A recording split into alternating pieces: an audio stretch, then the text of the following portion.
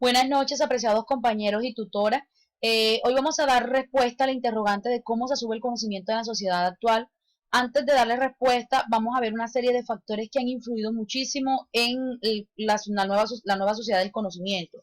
Para ello, inicialmente vamos a conocer un poco el concepto de los sectores, cómo han influido estos sectores, porque uno pensaría que la sociedad del conocimiento empieza a hacer énfasis desde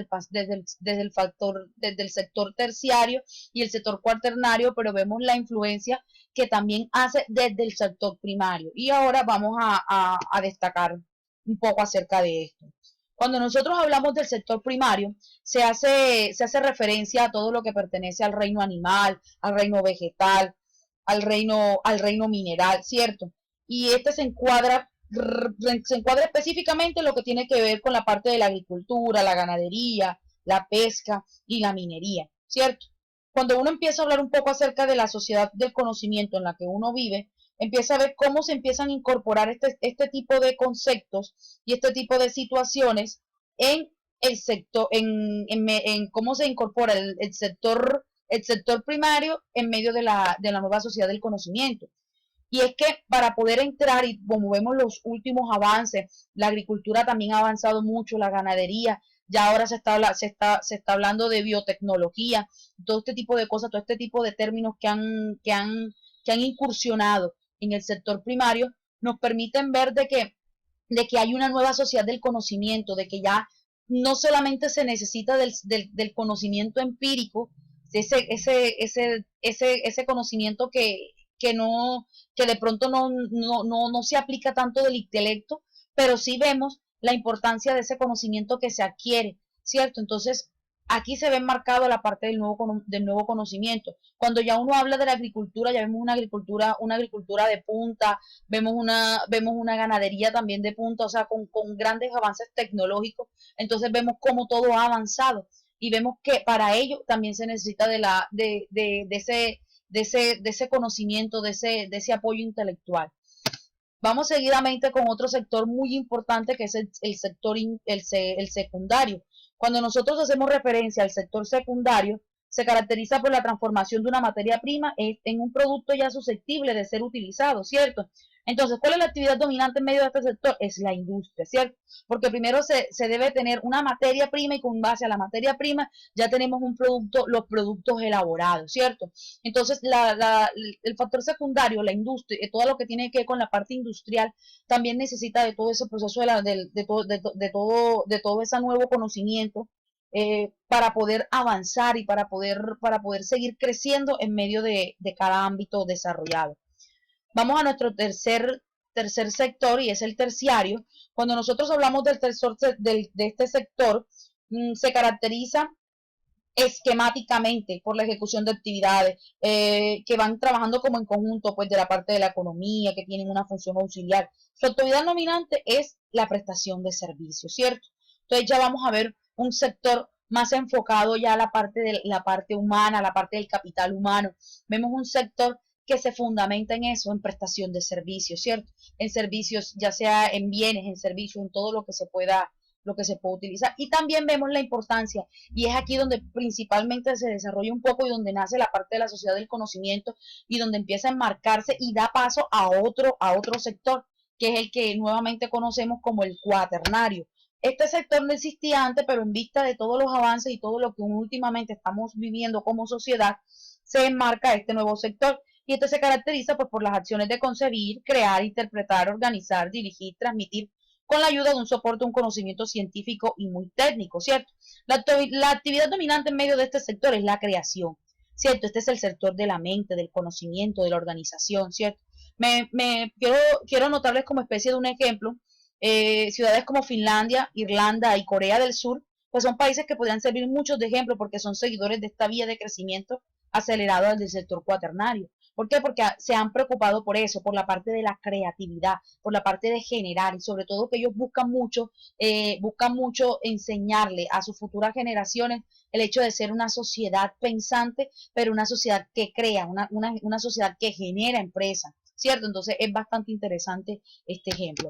Bueno, ya después de haberles hecho un poco el bosquejo acerca de cómo la importancia de estos sectores y cómo inciden en la nueva sociedad del conocimiento, vamos a ver un poco acerca de cómo es esa sociedad del conocimiento. A lo largo del curso hemos visto bastante detallado el concepto de sociedad de conocimiento y vemos lo amplio que es y vemos cada una de sus características, y yo lo quise resumir aquí en esta imagen acerca de cómo la sociedad del conocimiento va en constante avance, pero también permite que haya un desarrollo en cada una de las áreas que a continuación describo, en la parte económica, en la parte política, en el educativo, sobre todo porque ahí es donde realmente se ha incidido mucho, y es que la sociedad del conocimiento realmente tiene mucha incidencia y tiene mucho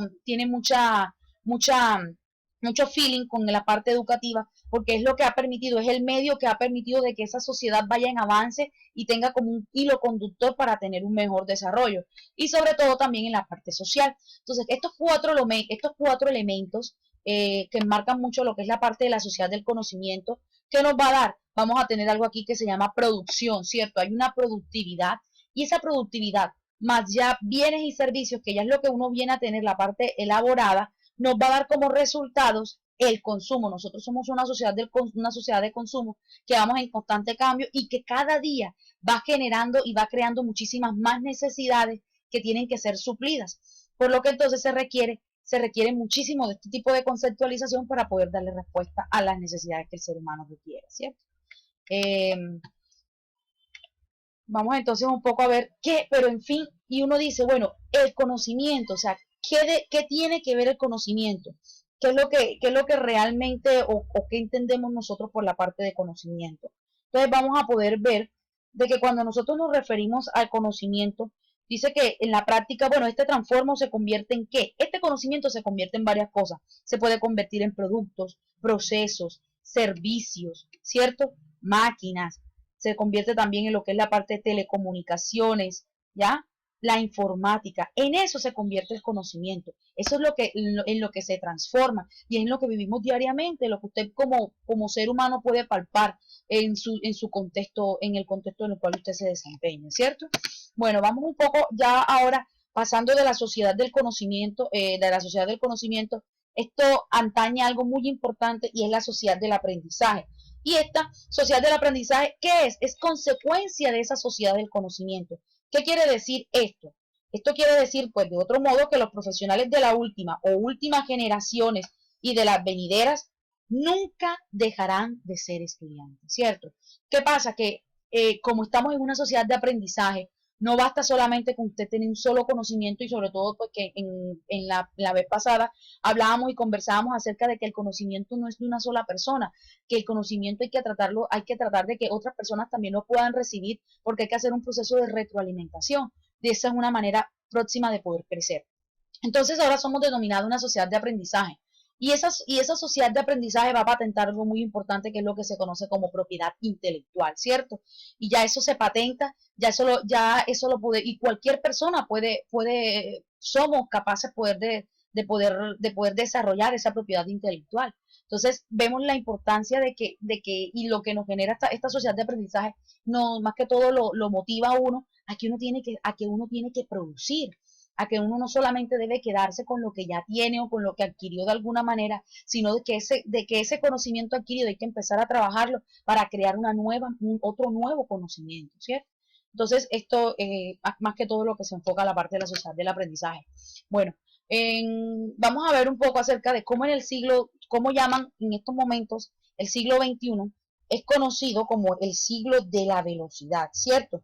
Cuando uno, cuando uno habla acerca de esto, uno dice, bueno, pero ¿por qué se conoce el siglo XXI como el siglo de la velocidad? Porque es que esta es una época que ha estado dependiente del conocimiento como en la que vivimos, ¿cierto? Nunca una época ha estado tan dependiente como esta época que es la del siglo XXI. Entonces aquí les dejo un video de History Channel, donde se puede visualizar cómo ha sido esa evolución del hombre, la importancia, de pronto algunas deficiencias de cómo ese proceso a lo que lo ha llevado, pero es bastante interesante, entonces les invito, aquí les dejo el video para que lo puedan observar mejor. Seguidamente, hablamos de algo muy importante y es la revolución en la información y la comunicación. ¿Qué pasa? Que nosotros ahora estamos viviendo en un mundo que denota esa palabra, revolución. ¿Por qué? Porque estamos entrando en en una sociedad la cual está en un constante cambio y necesita necesita de que las personas también vayan al ritmo que va esa revolución. ¿Qué sucede? Que muchos se quedan de pronto en otra época, en otra era, y eso hace de que afecte muchísimas áreas. Entonces es la importancia de que las personas puedan enrolarse en esta nueva revolución de información y de comunicación, hagan parte activa de ella y puedan sacar el mayor provecho posible. Entonces aquí resumo algo muy importante acerca de la revolución en la información y la comunicación. Dice que, bueno, algo que tenemos que tener muy en cuenta es que nuestra época se traduce en el tránsito después de una producción científica limitada, del hombre en el universo a una visión más amplia, ¿cierto? Entonces esto va a permitir que sea más, que se desarrolle más, que como dice aquí, una visión más amplia, más desarrolladora, más propiciadora del intercambio mundial. Esto es igual a una producción constante y acelerada. Entonces, este, nosotros estamos en acceso a ella, ¿cierto? En el uso de las mismas. Vamos a proporcionar niveles de desarrollo donde las grandes masas, la población mundial están privadas de su utilización. Entonces, solo las personas o los países, los que tienen mayores recursos económicos y financieros, pues se encuentran en él para sus beneficios, para el uso. Pero entonces es ver de que estos rasgos distintivos de la época actual nos explican sin duda que es una mirada profunda, ¿cierto?, a las transformaciones de las últimas décadas, que nos han producido, bueno, estas transformaciones no solamente, como lo hemos visto, se han visto en distintos sectores, en la parte social, productiva, en la parte económica, ¿cierto? Y ha permitido el desarrollo de lo que nosotros conocemos hoy en día como las NTICs, que son las nuevas tecnologías de la información y la comunicación, ¿cierto? Esa transformación en la última dice que estos rasgos distintivos de la época actual, desarrollo de las TIC. Y algo importante que hay que tener en cuenta es la parte del concepto de la flexibilidad, ¿cierto? Yo pienso que la parte de la flexibilidad es la clave, este proceso es la clave para el desarrollo, para el desarrollo de muchas cosas.